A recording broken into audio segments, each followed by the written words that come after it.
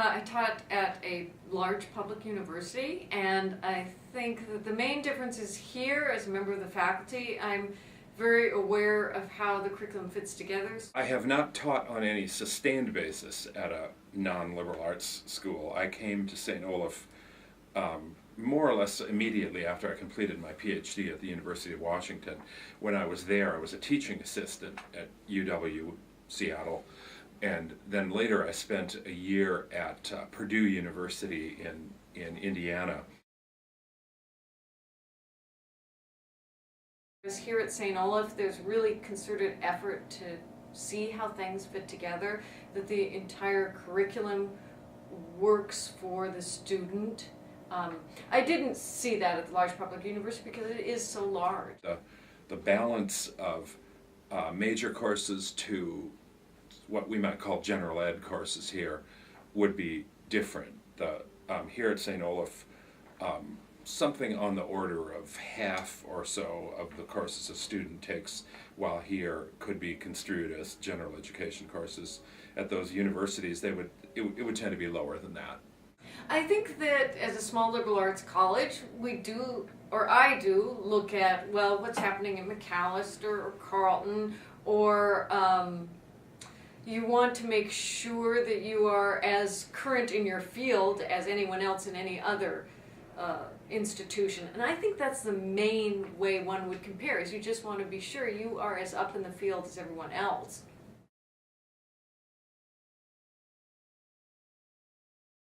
I remember years ago looking up a kind of definition of liberal arts education, and for instance, what does the word liberal mean in this context? Is it as opposed to, say, a conservative arts education or something? I think a liberal arts education means a student can think critically and creatively about anything. The point of a liberal arts education for me does have, it's not disjoint by any means from the question of jobs and so on. We certainly want to help equip students for that, but what's characteristic for me in the liberal arts setting is probably, or what helps make the liberal arts setting different from, say, the large university setting, does have to do with these things like logic, rhetoric, learning to use the language, to clarify one's own ideas and to express them clearly to others, that sort of thing.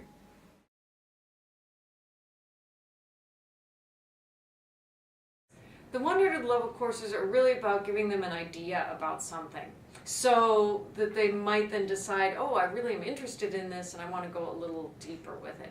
The 100 level courses that I usually teach, like Intro to Theater, are really geared for the entire college campus. So I'm trying to, for example, with Intro to Theater, I'm trying to show what theater is to people who may, in fact, have zero interest in it sometimes, and then they might actually get interest and start going to shows or auditioning for shows or being part of the theater department. 200 level, it's a much more in-depth understanding of the subject and a little more specialized. So the 200 level courses I teach are the theater history courses. I have many more majors in those classes, and I step up what I'm expecting from the students as well. I'm expecting that they're going to be able to do certain tasks, annotated bibliographies, research papers. They're going to have a knowledge about how to actually go about that. And then 300 levels are where you really get to go down and dirty. And in a way, the students become more colleagues because you're investigating the topic in such depth and they are prepared for that, that you're able to go faster with your thinking and go deeper in the material and come up with a lot more, I'd say, exciting new thoughts because you have a common understanding.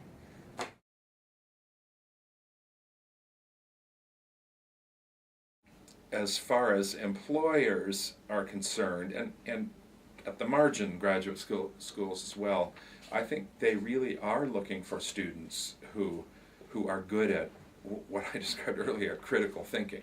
They know stuff, they know how to talk about stuff, they know how to evaluate the arguments and discussion of others and themselves, they know how to learn. Those one might call them soft skills in a way, are I think really key, and I've heard many employers say exactly that kind of thing.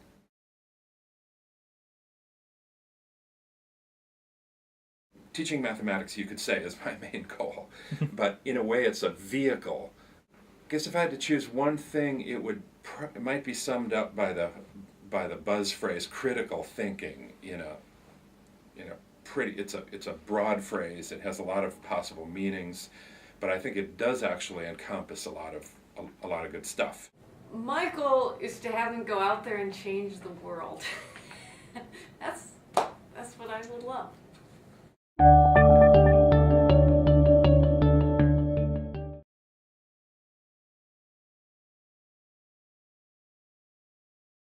And I transferred from the U of M after my freshman year. I needed a smaller campus that was a little more friendly and social. I didn't really like the big feel of State University. Back in China, I expected a lot, and I cannot tell you what they are because I really don't know what I will experience here. But I expected to experience different things, different culture, totally different world. But I just try to reach out and try as many things as I can.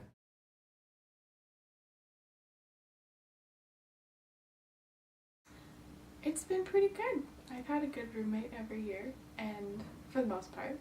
And when we had any issues, we were able to work them out with the Res Life staff and everything.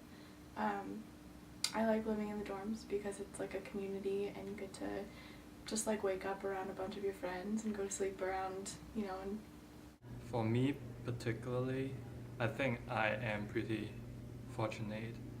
I got a really, really good roommate. We get along really well, and we have been living together for 3 years.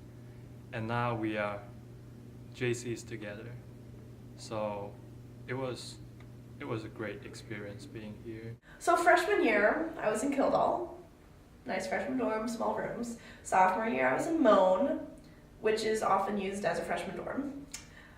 I'm now a JC in Kildall, which is a freshman dorm. So I guess I haven't really had the upperclassmen dorm experience. Good. I didn't get along with my roommate at the U of M, and I actually moved out of my first room into a single, and here I've had one good roommate, and actually coming back from studying abroad, I haven't been given a roommate, so I have... Where did you study?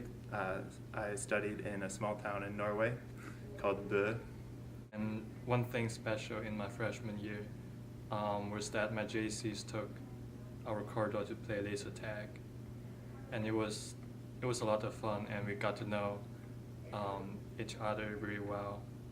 So this year, as JCs ourselves, we also took that heritage. We took all our freshmen on our corridor to play laser tag, and it was a ton of fun.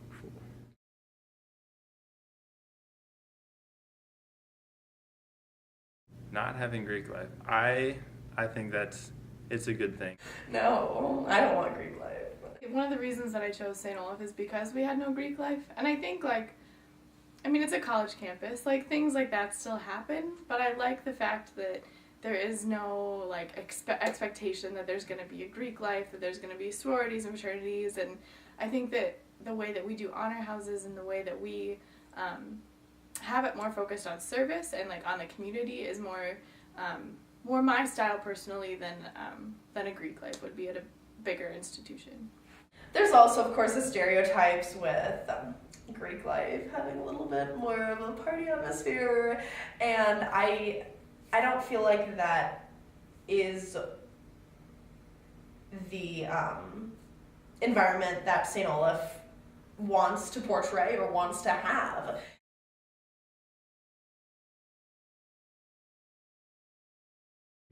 In my opinion, I prefer to have most students living on campus so that people can see each other. That is one of the reasons why I came here, is because I liked the residential feel. My older brother went to a school where there was mostly students living on campus, and I thought that was what I wanted from a college, and I didn't it threw me off at the U of M when people were signing up for apartments halfway through their freshman year. I love being in a college dorm. I love being surrounded with friends or with strangers that then become my friends. And I think it really adds to just the college experience of getting to know people and being thrust into this environment of like none of us know each other and then we all just get along. And I think it's good for like the social aspect especially.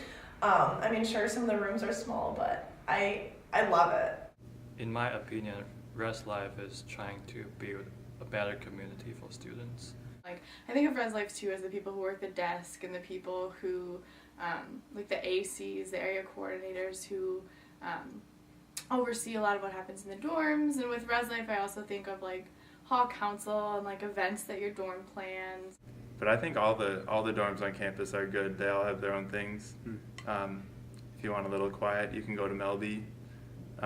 If you want to be close to the sports, you can be in Rand, and the seniors tend to like the pods in Iterbo, and it's fun having friends in each so that you can visit them all. I think that because we all stay here and because we all live in dorms and or houses or whatever, but on campus, like I think that we have a stronger community significantly than we would have if we were kind of more, if you could live in apartments off campus or if it wasn't as normal to live in the dorms. And I really like living in the dorms.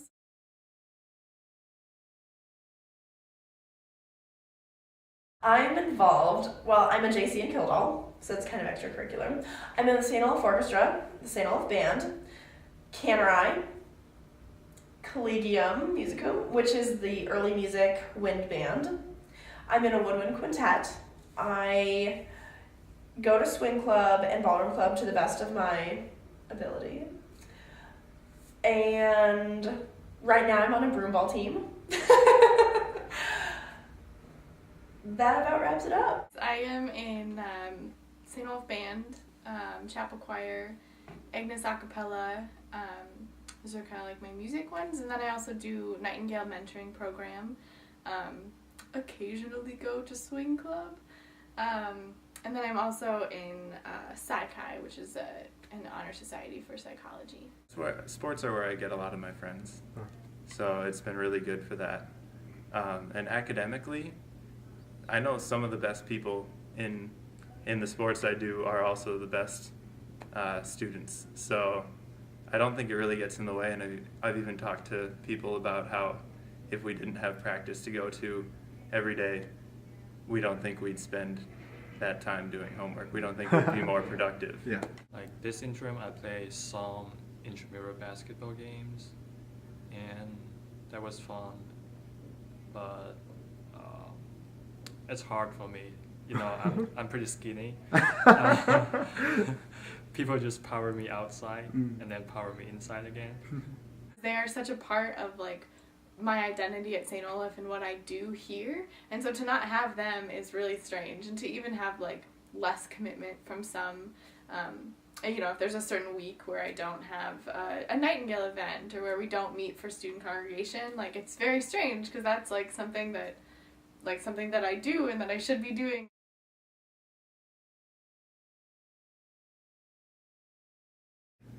Norway was an interesting decision for me because I came here and you have to apply for it in the fall.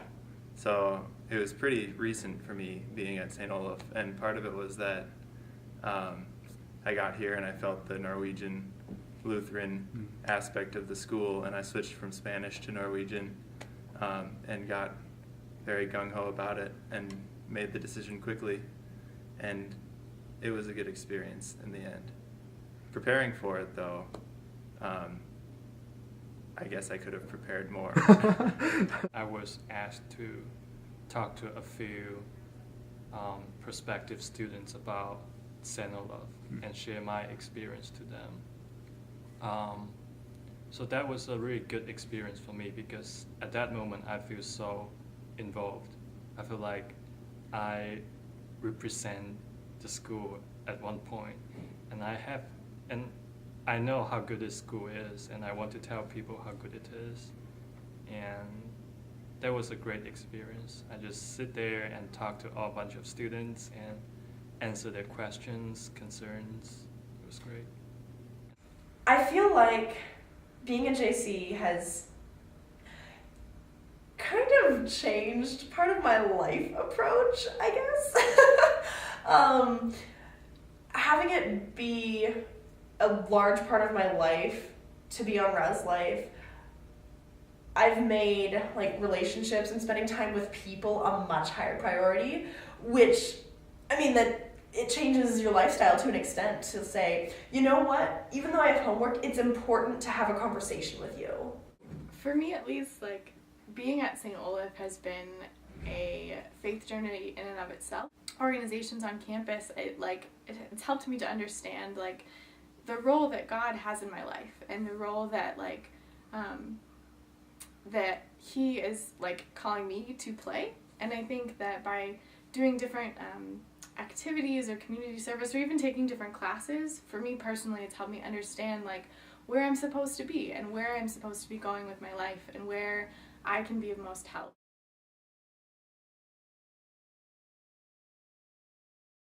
One thing I really like about campus is that, of course, everyone knows it's beautiful, and I like that they try to keep it continuous. All of the buildings have the same very nice look. They all, even the new buildings, look like they're 100 years old in the best way possible. Yeah. So that I love the campus around here. I volunteered at the Laura Baker services with the music therapist and just in general around their organization. And so I think the cool thing about St. Olaf with the volunteer network and other community service vehicles is that you can understand more about the community in which you live and more about like other opportunities that if you're really passionate about community service, you can help in other aspects of the community. I don't know, I think it's really good to live on campus. I think you learn how to get along with people, which is such a good life skill. Being thrust into an environment where it's like, oh, so many people, I don't know if I'll like them, I don't know if I'll like my roommate, or I guess this is more freshman year when you don't know anyone, but you learn how to get along. I enjoyed all the people here. People are really friendly, and that actually was one of the most surprising thing when I came to here, because everybody, when I walk on the street, people smile to me and I would smile back. That was one of the remarkable moments.